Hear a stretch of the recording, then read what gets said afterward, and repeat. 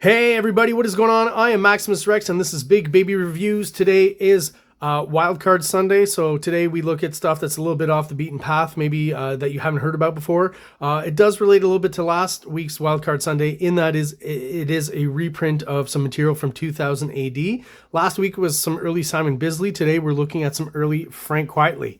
This will be a pretty quick video, just telling you because this volume here, Shimura, as it says, Frank Quitely AL, which basically means and a bunch of other people. What you'll see is obviously they use this Frank Quitely, they use his name to sell this book, but he does very little in it. He does the cover, which is awesome, and definitely carries a lot of the hallmarks of Frank Quitely art, whether it was drawn more recently when the reprint came out or when it was originally published in the early mid-90s, somewhere around there.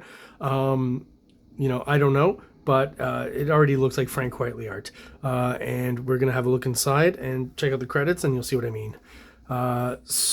So right away, if we look over here, Robbie Morrison writes it all, but these are all the artists within this. So, Frank Quitely just does kind of a short story there, the first one. And that's what we're going to look at today. So originally published in Judge Dredd, the magazine. So I'm not sure, it says copyright 93, 94, 95, etc., etc. So I'm not sure exactly which year, but somewhere around the mid-90s is when Frank Quitely produced this. So Shimura is the first story. Robbie Morrison and Frank Quitely, it says Shimura created by them based on designs by Colin McNeil. Judge Dredd created by John Wagner and Carlos Esqueda. So basically Shimura, if I'm not mistaken, is kind of like the Asian or Japanese version of Judge Dredd in the Judge Dredd universe. So script Robbie Morrison, art Frank Quitely, and letters Elie Deville. So apparently a French lady.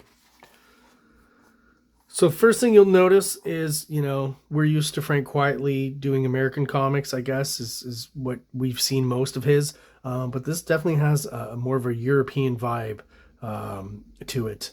So in the finish, there's not a lot of black line. There's actually a lot of colored line. So it's like, partly colored artwork, not fully pen and ink, I guess. Again, just kind of more of a European tradition. But you can already see kind of the basic composition shapes and clean line style that Quitely uses, right? What I do like these extreme kind of close-ups of things in the foreground and helps create depth.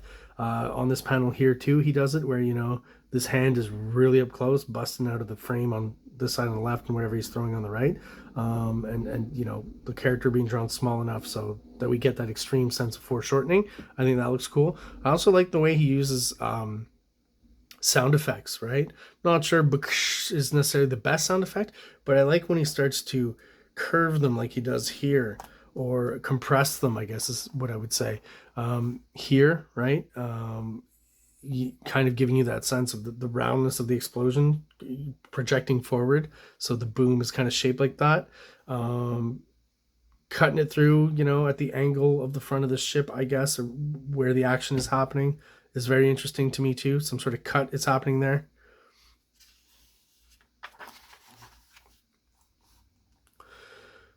And you get some interesting characters as well. There's obviously a strong kind of cyberpunk vibe in here, guess kind of Blade Runner-y.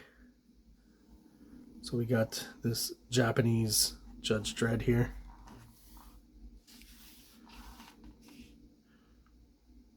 And the colors too, right? There's something kind of vintagey and again European and kind of 70s, 80s to it, right?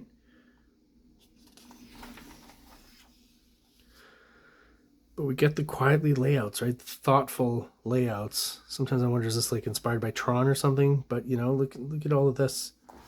And eventually he doesn't use sound effects anymore, right? But like just the interesting way he does it here and how they move. They're objects within the space. Sometimes they affect the space. Sometimes they're part of, the action or the movement in this case, right? Just very interesting choices. Frank Quitely, it seems, has always been a thoughtful artist. He's improved, but I mean, already this is just a joy to look at. Interesting things that he's kind of working in there that I haven't seen before, like those sound effects, right? The coloring too, the way it is here, I think works great. Kind of the monochrome red lighting here. Just the screen is kind of that blue hue, quite kind of cold, right? Duh. Warm and cold colors contrasting here. I like the slightly kind of greenish hue that he gives. This kind of, you know, you can see definitely some sort of Akira influence, I would think, right? With what we're getting here. And always very thoughtful. Perspectives are always done very well.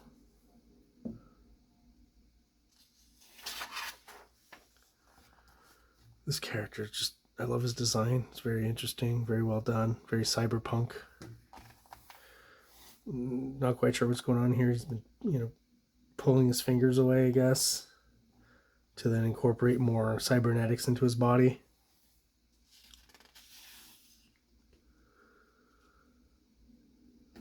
So this is some sort of Starship Troopers kind of scene, right? All sexes having showers together. All genders. So we get some more kind of painted artwork here, more so than everywhere else.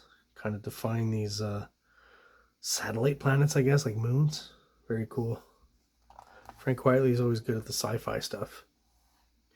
And again, something about the angles that he picks, right? This one here. Just, he goes for hard angles, interesting angles. Angles that aren't easy to draw.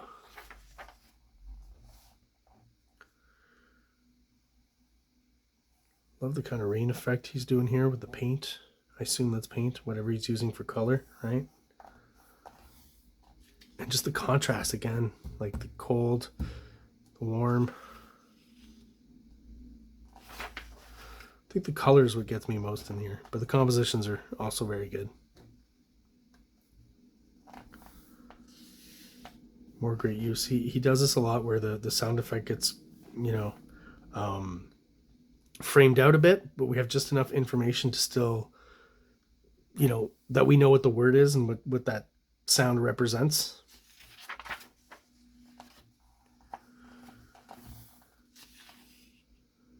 Just great stuff. Great sci-fi.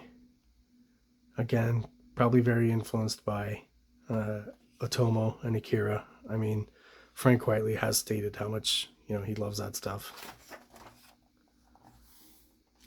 The fact that it takes place in Japan too, I mean, it would make sense to get some inspiration from that. It's just, again, every time he does those weird sound effects, it's just so interesting, so different. Of course, there's going to be a brawl with our cybernetic friend here.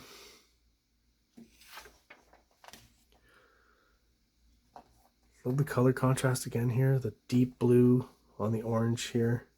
Complementary colors definitely works. Just the sense of color here is what I like the most, I think. Not that the artwork is bad in any way. Not that he's a slouch, but just seeing Quitely in this case, it says he does all the art, so I assume he does the colors as well.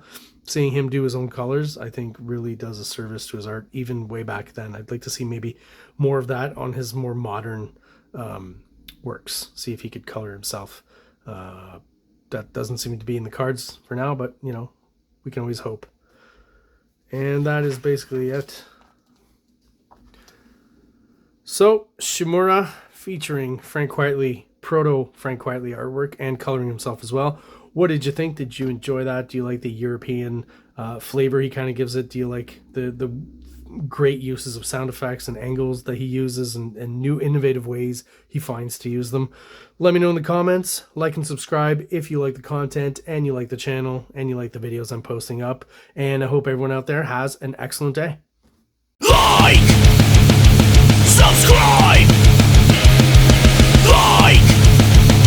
Subscribe!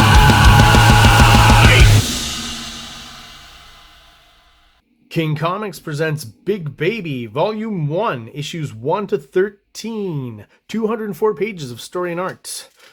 King Comics also presents Star Crasher one-shot, 32 pages, cosmic sci-fi surrealist adventure. You can find these fine comics at KINGCOMICS.CA, at MaximusRex13 on Instagram, or on Facebook, MaxRex or Big Baby.